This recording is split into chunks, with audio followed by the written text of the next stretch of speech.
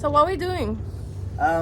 We're waiting for a part to come in so that I can go get stuck under the RV again. Lucy, what are we doing, Lucy?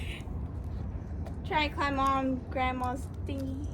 So we're here waiting for the starter to come in. For the generator. For the generator, and see if we can do that today. See if. No, we have to. In the meantime, we're here hanging out in the parking lot. Yeah. And around the street. Lucy, that's not how you do that. You're getting yourself tangled. So here we are. The starter is not coming until tomorrow.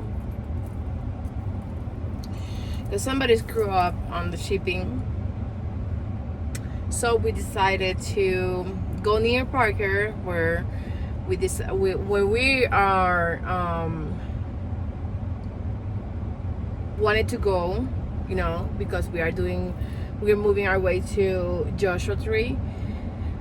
So what is gonna happen tomorrow? I'm going to go and get the starter because Travis work tomorrow. I'm gonna get the starter, and as soon as they call us and see what happened. So stay tuned.